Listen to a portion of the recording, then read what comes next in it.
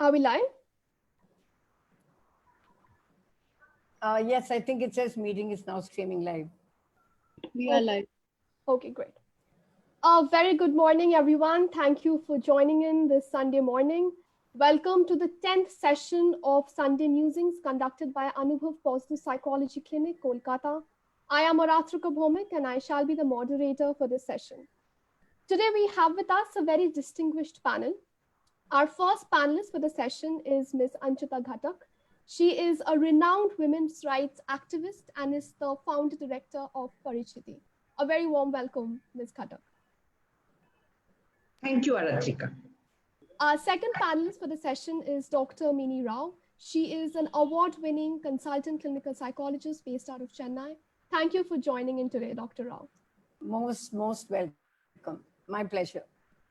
Our final panelist for the session is Mr. Anirban Tarafder. He is an extremely well-known advocate practicing in the Calcutta High Court, and he's also very well-known for being associated with different cases pertaining to human rights violations. Thank you so much, sir, for joining today. Most welcome. My pleasure. The topic that we're going to discuss today is domestic violence and its various challenges. We will be discussing the different psychosocial dimensions associated with domestic violence and, of course, the effective legal remedies. A lot of you must be wondering why this webinar is called Combating Domestic Violence, Ringing the Bell. Well, Ring the Bell campaign was first started off by the former Secretary General of United Nations, Ban Ki-moon, and it presented us with a very simple notion, which is that if you see that there is domestic violence going on in a house or a flat or an apartment near you, all you need to do is just go and ring the bell and maybe ask something as innocuous as what is the time. What it essentially does, it breaks the chain of violence. It also makes the perpetrator aware that what he or she is doing is being visible to all and is not in isolation. And in some cases, even gives the victims a chance to escape.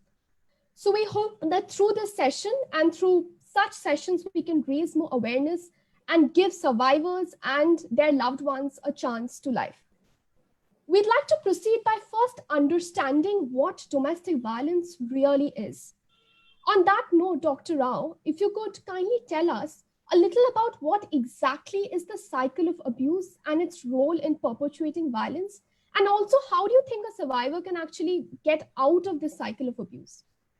Okay, so basically the cycle is like this. Most of the time it happens to women, the abuse. So what happens is once and most of the time, in my cases, that is the ones that I've handled, it's due to frustration because of work for the man and alcohol. Because of the frustration, he consumes alcohol. After the alcohol comes the abuse. So once the abuse happens and the wife takes it, everything is over. The man goes to sleep. He's happy. She cries herself to sleep. Everything goes okay. The next day, it's a honeymoon phase where he treats her very well. He buys her flowers. He buys her sweets or tries to make her happy. He says nice, appreciated things to her about her cooking. So she feels very flattered. And she thinks, okay, everything is going to be normal. Okay, again, the cycle of abuse starts. After a period of time, again, the same abuse, the same beatings, the violence. And then the next day, the honeymoon phase, where he again, it's a pattern. And women never learn from it because they always think, finally, this cycle is going to end and he's going to treat me normally. But it never ends. It's a vicious cycle that happens. Abuse, honeymoon stage, abuse, honeymoon stage. That's all there is to it. Right. Beautifully said, because, in a lot of cases, we see that, women, when, this honeymoon phase goes on, there is overt compassion shown towards the victim, and the victim thinks, everything is status quo, everything is fine. But without realizing that this is just a phase of the entire cycle and the abuse is going to start again. The very, very sad fact is the women have very high expectations. They feel once the honeymoon stage is over, the honeymoon stage is going to continue. But unfortunately, it doesn't. It goes back to the old pattern. So the expectation levels are very high and they get very disappointed when it goes back to the same cycle. Right, ma'am. Mr. Tarafder, I'd like to ask you that under the Protection of Women from Domestic Violence Act, what are the acts that qualify as domestic abuse? Is it just physical abuse that is that the act talks about, or are there other forms of acts abuses which are penalized as well? Mr. Tarafder, if you could please unmute yourself. Under the Protection of Women from Domestic Violence Act, am I audible? Yes, sir. You are. Yes. Yeah. Apart from physical hitting, like slapping, kicking, which we are aware of, it also talks about other forms of abuse, like say for example, sexual abuse, say for example, economic abuse, say for example, verbal or emotional abuse. So all these abuses are also constituted as a form of abuse and comes under domestic violence. Right, sir. So the other thing that a lot of people are unaware of is that this Domestic Violence Act, does it only involve relationships between spouses, or does it also cater to relationships between other blood relations and even live-in partners? See, initially the definition of respondent included two words, adult male. This made the definition problematic and signified that it is only applicable to male persons. This was one problematic aspect of the matter. Supreme Court, however, in 2016 struck down this adult male word. So now this definition of respondent or the aggressor has been widened and has been made gender neutral. Great. Now, moment this adult male word goes, it includes a wide variety of persons, including family relations, including husband, wife, including a man and a woman living in a live-in relationship, so on and so forth. Right. All right. So there is progress in law, and hopefully that, you know, if we are going to give, it's going to be a legal remedy for a lot of survivors. Yes. Ms. Ghatak, I'd like to ask you, domestic violence is rarely spoken about. It's silenced, it's a hush topic. But for example, if I am a loved one or a colleague of someone who I think is going through domestic violence, what are the warning signs should I look forward to, like in terms of, let's say, physical abuse or even emotional abuse, so that, you know, I can maybe offer help or even any form of support? What are the warning signs according to you?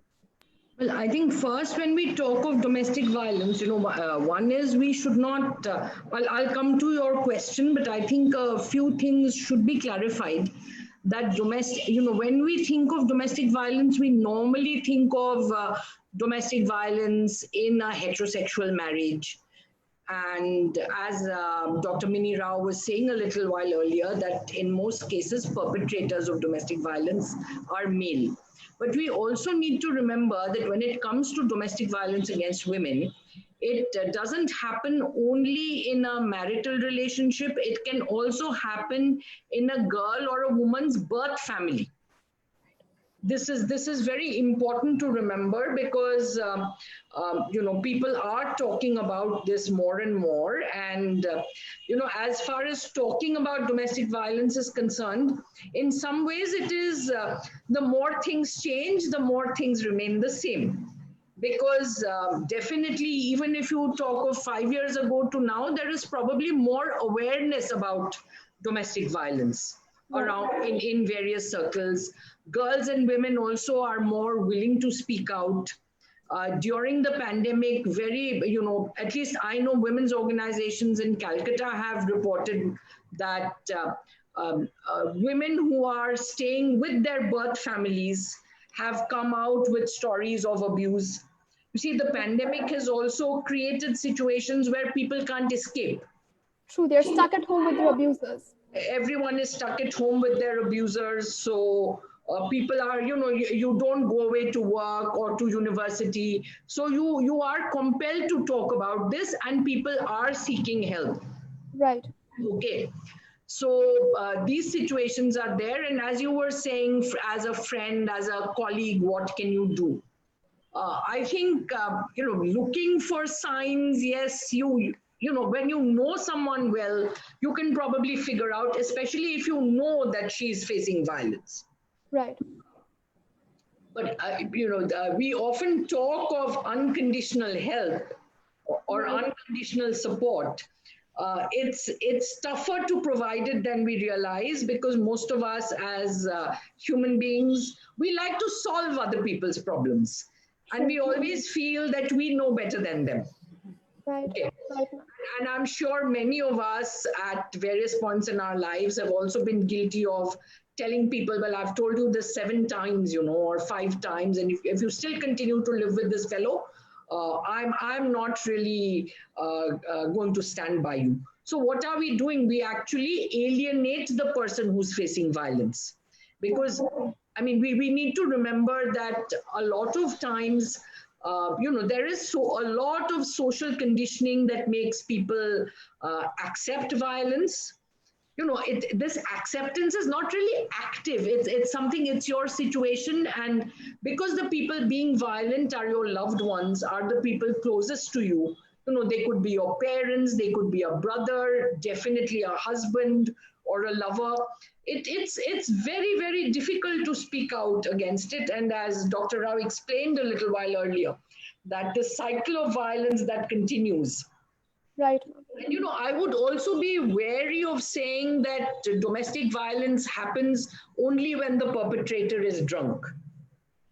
Alcohol definitely fuels violence, but a lot of people are violent without being drunk. Okay. Right. So I would not make a very simple equation between alcohol and violence. Right, ma'am. Essentially, ma'am. Although I acknowledge that it is a factor in violence, okay, in domestic violence. So Essentially, ma'am, I mean, we should come from a place of being non-judgmental. I mean, for a survivor to come and approach us and, talk to us about what he or she is facing, it's important that we give her that space, we give her that support where we are not judgmental. And that's very important. Yes, right. And I think even becoming a survivor it's a process. Correct. Initially, people do start as victims because they don't know, but the fact that she's talking about it to someone is definitely a step towards becoming a survivor. And sometimes all that the woman wants is someone to listen to her and someone to believe that it is happening. I mean, there are many, many people who face domestic violence who've been told, well, you're making this up, or this doesn't happen. So this thing of being believed and that validation is very important. Correct, ma'am. So one of the main issues that we see in our country is underreporting of domestic violence cases. A recent data study by National Family Health Survey actually showed that 75% of women who actually underwent domestic violence did not share it with anyone, let alone go ahead with institutional reporting. So on that note, Doctor, I would like to ask you, what are the psychological costs associated with reporting? Why do we see that victims actually don't go ahead with reporting? Okay, in most cases, when they actually go to the police station to file a complaint, I'm not blaming the police force. They probably, don't take it too seriously.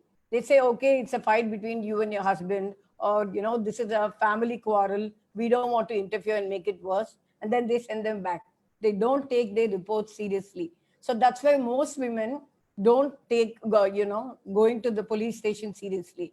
Sometimes I've had to actually accompany them to make the police personnel take it seriously, file a report. You need an influential person or a person of importance to actually be there and tell the police personnel to take this seriously, file the complaint and do something about it.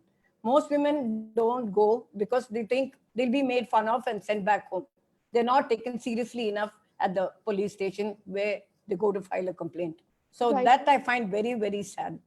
They should be taken more seriously. First of all, there should be a lot of awareness. There is absolutely lack of awareness, regarding domestic violence. That apart, there is zero social support. Okay, there should be plenty of social support. There should be counseling, particularly, in regard to domestic violence. None of this is happening. Only where the NGOs where I work with, they send the people to me, where I counsel them on how to handle, on how to have coping strategies to do with domestic violence. I find that really, really sad. They are not taken seriously. That's why there's very little cases of reporting. Right, ma'am. Also, ma'am, in a lot of cases we see that victims who are going through domestic violence, they tend to have inhibitions as to what effect would reporting have on their children or their geriatric family members. So how does one overcome such inhibitions? No, it's very difficult, yeah, because at the end of the day, they're very protective about their families. They don't want to embarrass their husbands. They don't want their children to know about this. It's always a cover up. Women need to come forward. They're very ashamed, embarrassed. They feel guilty about, shaming their husbands. They shouldn't be afraid of that, yeah. They should just be bold enough to say, this can't happen to me. You should not be doing this to me. That doesn't happen. They don't want to shame their husbands. They don't want to embarrass their children and family. Why is that happening? That's why this whole thing continues, because the men know it's nothing can be done. They can continue with the abuse, or men, or the gender perpetrator. Very well said. Mr. Tarafdar, on that note, could you tell us a little about what a domestic violence case looks like from start to finish? Like, what is the emotional investment of resources that is actually required from a victim, and how often do you actually see victims give up midway in the legal hassle? Hmm, like any other case, cases under domestic violence also requires investment of time, energy, courage, and money. Although women under Indian law are entitled to free legal aid, and although the statute clearly states the duties of disclosing to the woman who has been subjected to domestic violence that you are entitled to free legal aid, we don't see this thing being disclosed to the victim. And what happens as a result is they end up appointing advocates, starts paying, and it's a costly process. And just like any other legal proceeding, it's a time consuming process. Number one.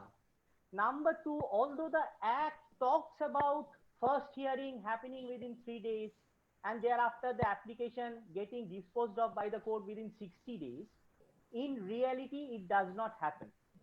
That is because, that is to a certain extent because of the Act itself. The Act under Section 29 provides for a provision of appeal. So moment one order is passed by the court and there is slimmest of chance to challenge it, immediately appeal is preferred before the district court. So then the appeal takes time, and thereafter one, if loses appeal, they move up to High Court in exercise of the power under 482. So this long time consuming process ultimately bears down on the victim also. You start losing hope that whether I will Right, get sir. justice or not. Suppose I get a maintenance order or a monetary relief order under domestic violence. Nobody pays voluntarily. So what you have to do, you have to multiply proceedings by filing execution. Only when the situation comes to such that the police is about to arrest that person, they come and pay only part of it. Courts do not take a strict stance and say that you have to clear everything here and now. So then execution proceeding starts dragging.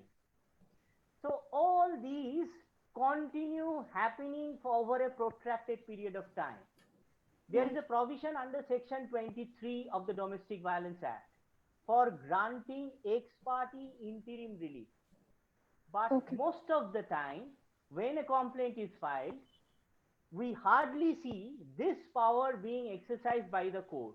Rather, the court adopts the other option. Serve notice, let the other side appear, let them file objection, and then we will take up the interim hearing. So you understand this entire process is bearing down on the victim or the aggrieved person. Right. It's a never-ending process. I mean, there is Never-ending process. reformation required in the legal system itself for quick delivery of justice. Absolutely. Right, sir. And sometimes victims do give up, but it is also the truth.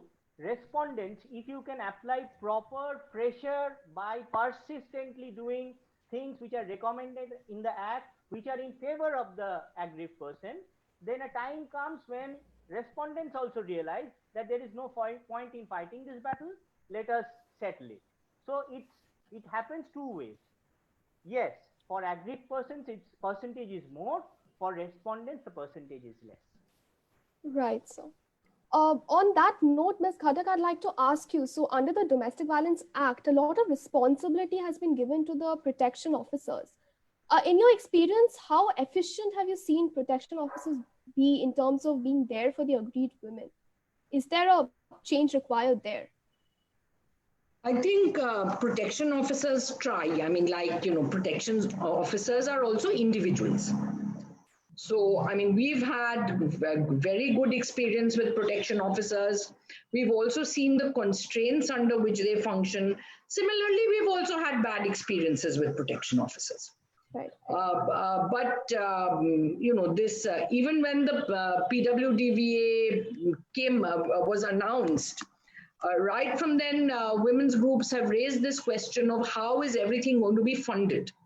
So it's at least now, earlier the job of a protection officer used to be handled by another government officer who had other responsibilities, she couldn't, and it was not always necessarily a woman.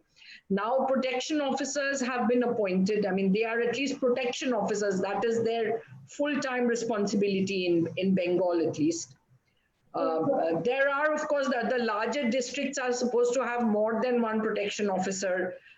We can't say that all the time more than one are there, but they function under a lot of constraints. Right. Do they have the required personnel that they need? I mean, one person can only do that much. So she would need a team with her. Do they have the transport required? Right. What is the other kind of support that other branches of the state are providing, be it the administration, be it the judiciary? These are important questions, and also training of the protection officers, because for all of us, we are all products of our society, and a society the society we live in is patriarchal. There are many ideas about what women should be doing. Right. Should you complain about your parents who are abusive? Should you complain about your violent husband? Women are consistently taught to adjust. So these are things that even, a protection officer needs to go through proper training, needs to understand the legal process. And these are the kinds of support that protection officers need. Correct. And ma'am, one of the reasons why we see the prevalence of domestic violence is, of course, our attitude as a society towards violence, which is shaped by, let's say, mainstream media or even social conditioning for that matter. So on that note, Mrs. Ghatak, I'd also like to ask you, there is a dominant view where it is all right sometimes if a man hits a wife or a partner, if it stems from a place of concern or protectiveness. What is your opinion about that? And also, how systemic is this notion? How do we address this? This is a very, very important issue that needs to be addressed, because how can it be right to hit anybody? And again, of course, when every time we talk about domestic violence, our focus always goes on the physical violence. Right. But there are sexual violence is also a form of physical violence. But controlling behavior, where women and girls are controlled all the time. I think we need to remember this, that even verbal or mental abuse is a very overt form of violence, and these are things we need to be aware of. And it's like families own girls and women. I'm using this sense of ownership in a very negative way, and they can do what they wish with them. And feminists all along have challenged this notion of home as a safe space. Correct. And I think in the pandemic, this is being driven to us even more strongly, because everywhere we are being told, stay home, stay safe. But the question is home safe for everybody? If I have to live with my abuser or abusers, is it safe for everybody? And we also need to understand that the home is a site of violence, where violence is normalized. I mean, especially in India, for instance, no one bats an eyelid about parents hitting kids. And that's how the whole notion of because I want something good for you, I am entitled to punish you. Punish you and punish you physically. And then that is, carried on to adults and to adult women especially. Right. Both for unmarried and definitely for married women. I mean, married women are supposed to transform themselves automatically after marriage. They're supposed to disregard their birth families. They're supposed to serve and live according to the norms of their marital families. So, all these promote a culture of violence. And I think whenever we talk of violence, we need to remember that, I'm not saying that the home is the only site of violence, but the home is definitely a site of violence. And we need to examine that question deeply. And while I'm talking of home, I will also talk a bit about housework. Correct. Because this is one of the reasons why women are really oppressed. And there are sky high expectations from women. And, during the pandemic, we have seen many women tell us that, middle class women, I mean, we must remember that violence against women cuts across classes, and domestic violence happens across all classes. And somehow, most of us are willing to accept that domestic violence happens in poor homes. But we are unwilling to acknowledge that it happens in more privileged homes or homes where people are educated. Because we feel, if you're educated, you will think of good things. It becomes a prestige issue as well. That, such things do not happen in my house, and it should not go beyond the four walls of this house. Yes. And if we complain about violence within our own homes, we are seen as traitors to the family. Correct. Okay.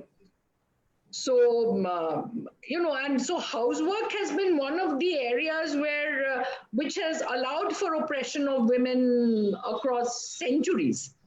And even now in the 21st century, I mean, we still use language like, yes, I help my wife, or children should help their mothers in housework. So what are we saying? That housework is the domain of the lady of the house. Right. And anyone else is helping. I mean, everyone lives at home and everyone should have responsibility for housework. Correct. I agree. And of course, naturally, you will not expect a 5-year-old to do as much as a 15-year-old, but a 5-year-old also has to do what she has to do, right? So I think this is very, very important. And in our work, actually, we have started working with men and discussing this issue of housework. Where men are taking on responsibilities, which we would think was obvious, but in some of the communities where we work in poorer communities in Kolkata and a few communities in South 24 Parganas. And even things like taking your child to school is a big deal. So, we've started discussing all this, and some men have come forward. We've worked with groups of men and they've come forward to take on certain responsibilities. And of course, we also say that, when men do a little bit, they report so much. There is over-reporting, I acknowledge, but it is a beginning, and these are things we are doing.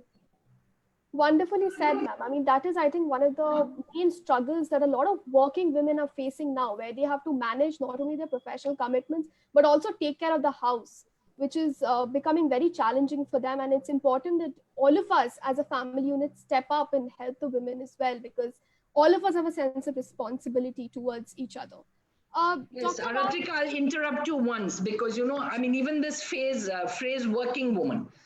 Right. Sure, many of us in the women's movement, we say all women are working women.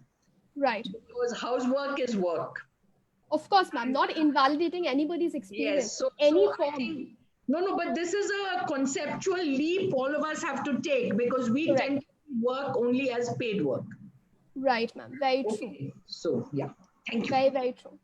On that note, Dr. Rao, from your clinical experience, what are have you seen instances where victims of domestic violence have internalized the blame, where in some cases maybe they have uh, seen the violence as justified? Like, what if you could tell us a little about this process of rationalization, and how does one really overcome this?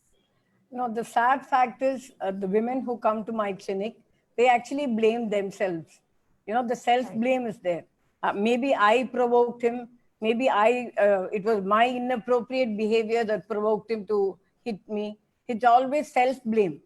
I feel very, very sorry for them because they actually blame themselves. Okay, they are the victims. They shouldn't be, they should actually what I actually tell them is not to feel bad about getting beaten. It's not a bad thing. It's something to be ashamed about. It's something you should be very open about to discussion. Okay, so this thing can happen only through counseling. It takes a lot of therapy sessions for these victims to actually come to terms with the fact that they are not to be blamed for being beaten, or even like ma'am said very well, it cannot only be physical abuse. Many of the women are emotionally abused and they don't even know the meaning of emotional abuse.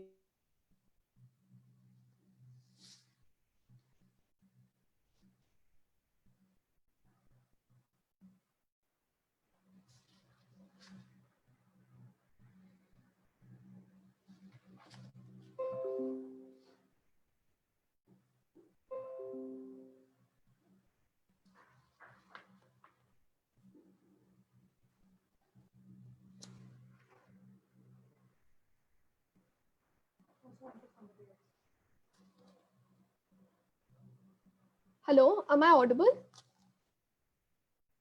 Yes, yes. Yes, yes. Dr. Rao, are you there? Right. We will just wait for Dr. Rao to connect back. I would like to ask Ms. Ghatak, from your experience as an activist, have you faced any backlash in terms of your activism, where people might have told you not to interfere in their personal lives? Because we see that culturally, violence is something that people see as an in-group phenomena. They don't really want to talk about it. So have you experienced such experiences? Yes, this is something we learn through the course of our work. I mean, not too long ago, we were doing, we were going to start some work in some communities. So we were doing a baseline survey. And there were communities where we knew domestic violence happens. But when we were having group discussions about domestic violence, they said, no, it doesn't happen here. It happens in other places, but it doesn't happen here.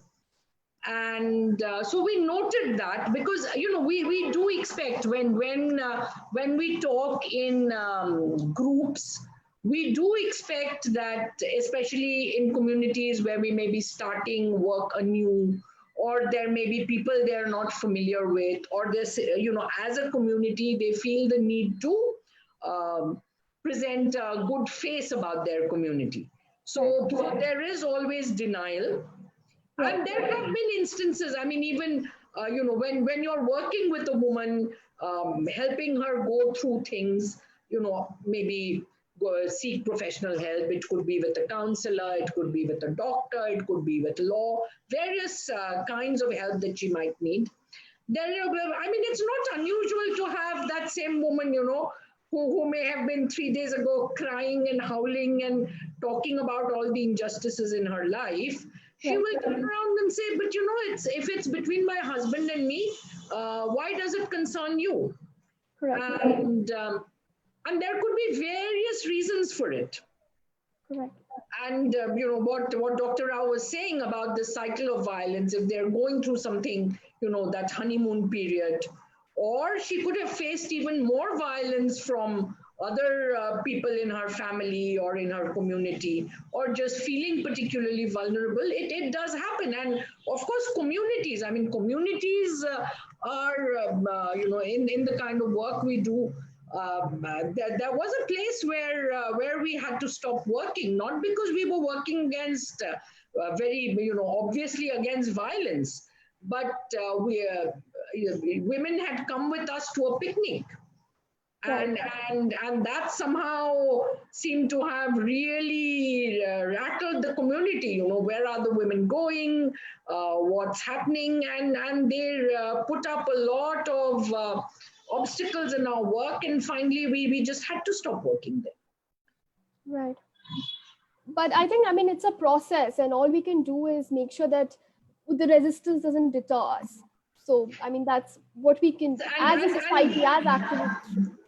See, I mean, a backlash is one thing, and I mean, women's activists always face backlash. I mean, what's happening in the media recently? There was an article in one of the very well-known Bengali newspapers where people said, so much is being said about violence, domestic violence against women, but men are abused.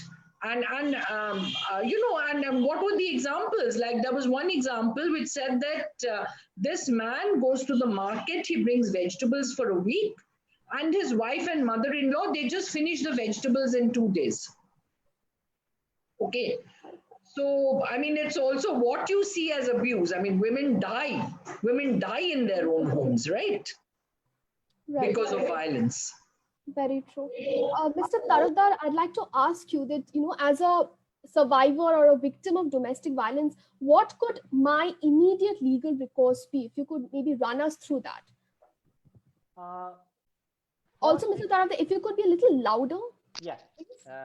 Am I audible now? Yes, sir. Yeah. I would say the first remedy in this particular situation, in this pandemic, would be to approach the police, to lodge a complaint with them, narrating what has happened, naming the perpetrators, and providing their details, like where they stay, how are they related, and also at the same time asking for certain basic things, like what do I need?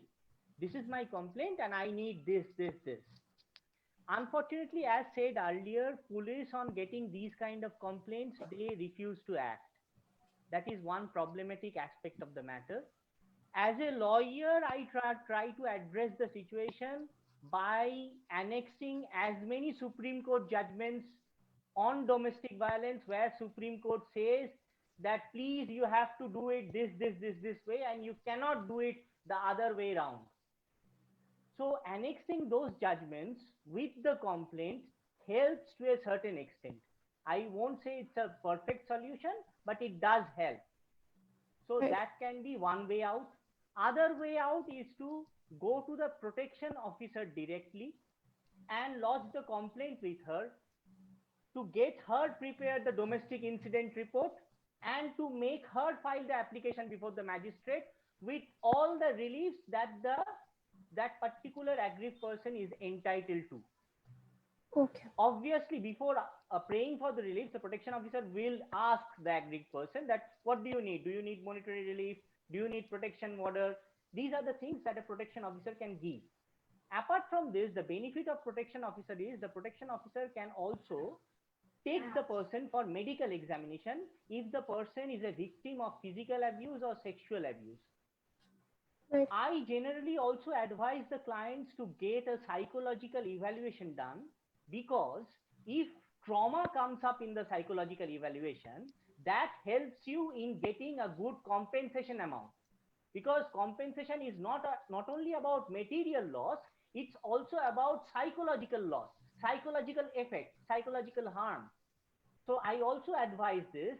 It is not only about physical violence and sexual violence where you mandatorily need to get yourself checked by a doctor, but also psychological evaluation has to be done, preferably from a government hospital, because the moment it's from a private place, courts tend to not rely on it. Right.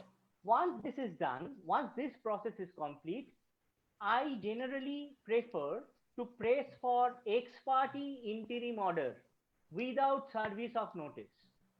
Now, the requisite for getting ex parte interim order is you have to show extreme urgency. This is something which has to go there in the application properly.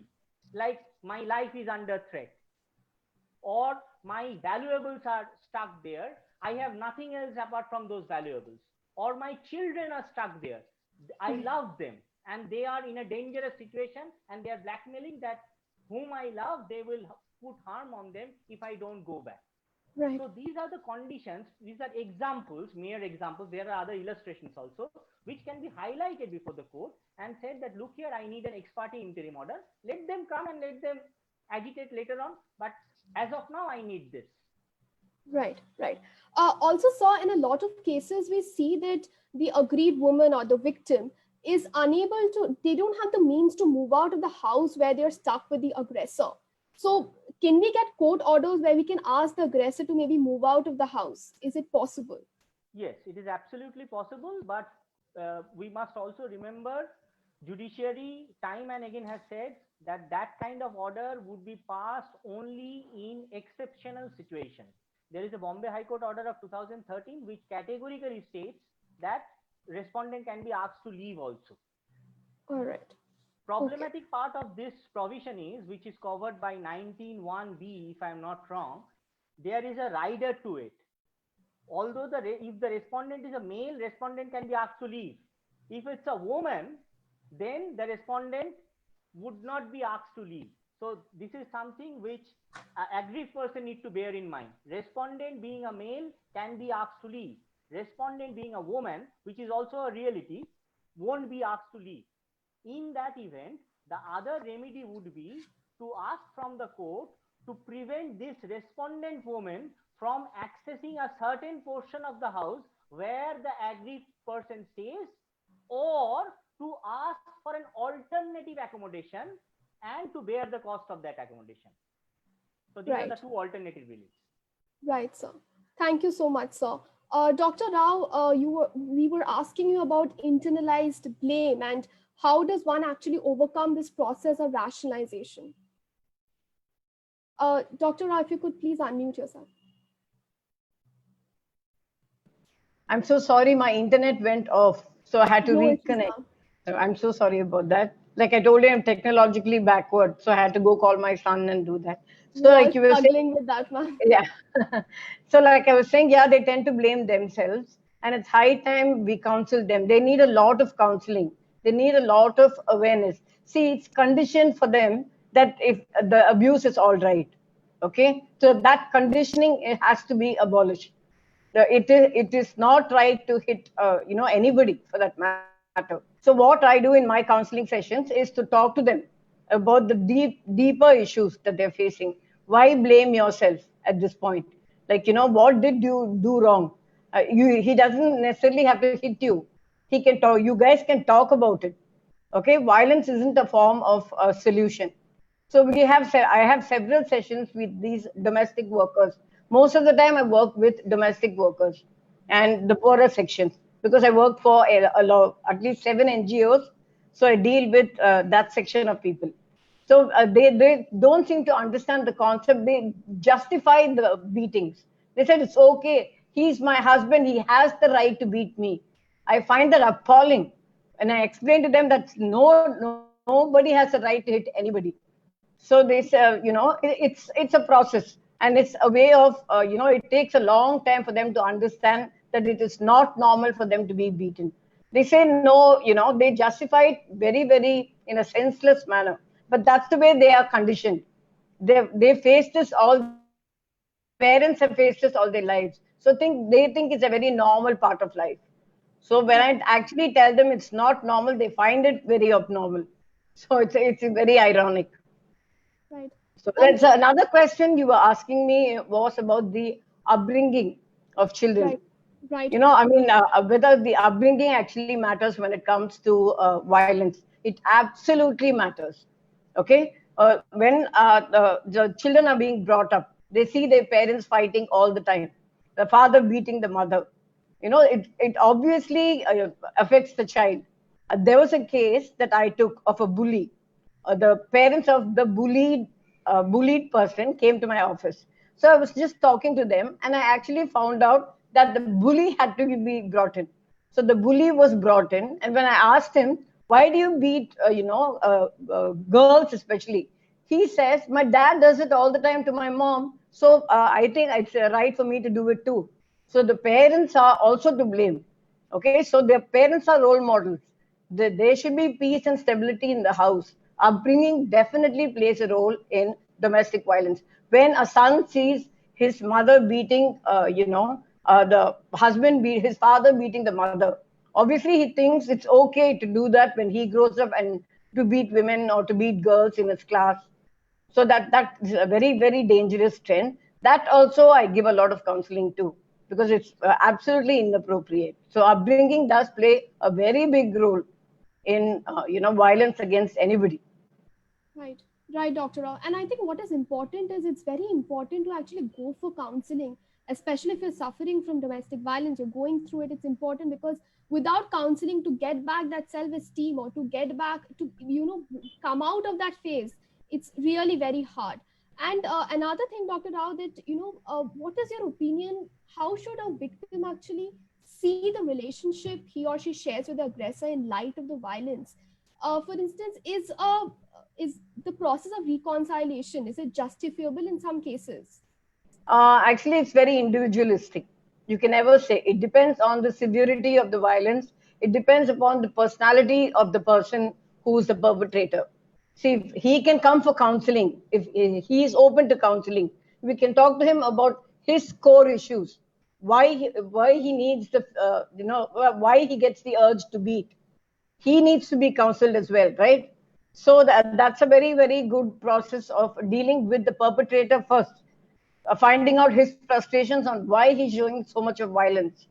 And then that's the way we go about it. And then I bring in the victim, and then they both talk, and then we try to mediate, and then we try to sort it out. So So it's basically that's how on a we. case to case basis. It's completely individualistic, and on most of the times it's actually resolvable. They do get reconciled, they do come to an understanding, but all I'm emphasizing is counseling is very, very important. The awareness has to be made that when you have a problem like this, please go and seek professional help if you can't sort it out yourself, because even the perpetrator has issues. We need to find out why he's frustrated or why he's resorting to beating the Right. victim.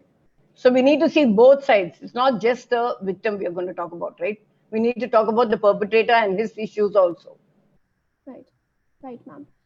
Ms. Ghatak, I'd like to ask you that, like, beginning of the session, I had spoken about the entire Ring the Bell campaign, and could you tell us, certain bystander interventions that we could resort to, as if we could somehow intervene if we see any domestic violence incident happening around us? What is it that we can do? Any such simple strategies that we can do? Much can be done. I mean, I think I'll follow on from this discussion on counseling, because there, while of course it is, I think it's very important for people who are facing domestic violence to seek professional support at an individual level, whatever is available. But also, collective resistance is very important. Women's group work with survivors. Like I said in the beginning, that this becoming a survivor is also a process, and you do draw strength, when people who are combating domestic violence in their own lives or living with domestic violence in their lives, they discuss their experience with others in a similar situation. It's easier. I mean, it's a very helpful step towards overcoming the guilt, the internalized normalization of violence and such things, and also knowing that there are people with you who will stand by you. Okay, that's very important. And bystanders, bystanders, what can they do? You see, we should never take away the agency of the person uh, facing violence. It just because I am not going to the police does not mean I don't think this is wrong. Correct. Maybe the way I articulate it may be different, but of course I know it's wrong. If I've come to the psychologist's office, or if I'm even crying to a friend, I do realize there's something wrong. But what are the steps I'm going to take? One of the things that bystanders can always do is, stop the violence. Right. I mean, it's happened. I mean, you could be on the road and seeing a man either shouting at a woman or beating her up, women beating their kids, you can just go and stop the violence for that point in time. Even stopping it, please don't do it, is a way of saying that there's something wrong.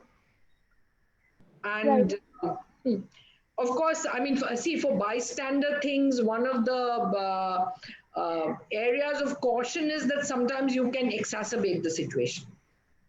That is also possible. So just keep that in mind, which is not to say don't act, but this is there. And of course, if it's someone you're close to, a friend, a relation, a neighbor, you can also get other people to come with you. I mean, may not intervene right then, but at least go to the woman, find out what's going on, not in a judgmental way, but just talk about the issue of domestic violence. I mean, suppose you've listened to this talk and you know it's happening in your neighbor's house. So 2-3 people from the para could just go, from the locality could just go to the woman's house and just, chit chat and then say something like, oh, the other day we were listening to this talk. So what do you think? Do you really think this happens? What do you think women can do? You can provide a woman with helpline numbers. Right, ma'am. So essentially it's about conversation, making sure it's not a hush topic, it's not hushed, not silenced. We talk about it. Yes, right. And it's, say, young people like you, in the where you're living in your building. Maybe someday when there's a committee meeting or something, you could call a meeting in your building, talk about it. It may not necessarily be about a specific incident, but it's possible to spread knowledge and awareness. And handing out helpline numbers, I think, is very, very useful. Right, ma'am. On that note, Mr. Tarafder, I'd like to ask you what your opinion is in terms of pre-litigation mediation or counseling that the Domestic Violence Act, of course, provides for. But there seems to be a diverse opinion there where a lot of activists are against it because they feel like, aggrieved women do not know that the terms are not binding. So what is your opinion on that? Personally, I prefer mediation to happen once the litigation starts. Right. Prior to litigation, if the mediation happens, I do not say that it can't be effective, but once there is a litigation in force, it brings in some sense. Mr. Tarafder, I'm sorry to interrupt you again. If you could be a little louder. Yeah. Am I audible right now? Yes, sir. Yeah. So as I was saying, I personally prefer that the litigation is in place and thereafter mediation is initiated. And if a mediation process is initiated, it has to be an independent opinion of the aggrieved person, that whether she wants it or not. It's very, very important. If the aggrieved person is uncomfortable participating in mediation, I generally prefer not to push her into it. Right. I won't say that mediation don't work. I would say it's 50-50, depending on the willingness of the participating parties. Sometimes we see that in mediation, people get their mistakes, that I have committed this mistake, and maybe the aggrieved person also realize that somewhere I have also committed this. They come to a common point and they agree to move forward. These things also happen, and I encourage that. Right. Yeah. All right, sir. So I think, Aaratrika, sorry to interrupt you again, but I think this is a very important point. Because if the woman is unwilling to go into mediation, she should not be pushed into it. Right. And there are far too many pressures on women to reconcile, we are not saying no to any of this, but I have to agree to it before you can't force me into it. Correct. Because it should be voluntary. Yeah, because then I'm only compounding the violence. Very true, ma'am. So we are nearly end of our time, and I would basically want to end the session by asking for some last thoughts as to what is the change that we can actually bring about. So if I can start off with Dr. Rao, Any last thoughts about domestic violence and how we, not only as a survivor, but as a component of the society, help with it? Yeah, first of all, we need society to be more gentle with the victims and not be judgmental, like you said before. Second of all, as a psychologist, obviously, I would suggest counseling. And like everybody else said, unless the person needs counseling, they can't be forced into counseling. Therapy doesn't work that way. So unless they're willing to come to me for counseling, that's the only way the counseling or therapy is going to be successful. The other thing is they need a lot of support. I wish the people would give victims more social support. I would be very happy about that. And the last thing is, I want them to be aware that it's okay, they have help. There is help out there. There are helplines. People are willing to help them, their neighbors or their friends. If not for the, going to file a complaint, there are people they can seek help and they can get intervention. Mostly it's counseling that's really going to help them in the long run. So Right. that's my last line. Mr. Tarafder. According to me, it's two things. One is awareness, and the second is to seek for help. This is very, very important. That I need help. This is a realization which should come in the aggrieved person, maybe with the help of other support groups, but this realization has to come. Only then we can fight out domestic violence. If you don't ask for help, nobody can reach out and help you. Right. Ms. Ghatak, please. Ms. Ghatak. Yes, the recognition that domestic violence exists and it can happen across classes, it can happen to various people, and the victim is not to blame. And also that there are different ways of approaching the problem. And it's important also to understand that there is a power imbalance. I mean, there is a power imbalance between the perpetrator and the victim survivor. I mean, we can't ever say that the victim and the perpetrator are in the same place. Right. Because this violence happens because of the power imbalance, and therefore the perpetrator in many ways gets away with it. So, when we say something like zero tolerance for domestic violence, it's not to enable a lynch mob, but it's to accept the fact that this is wrong, and we have to put an end to it and give women lives of dignity and safety.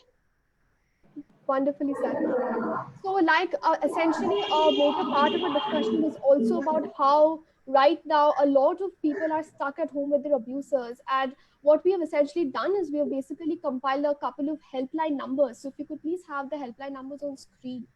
The National Commission of Women just came out with a WhatsApp number where all you need to do is just WhatsApp this number 0721 and they will provide you with the required legal recourse or even counseling for that matter.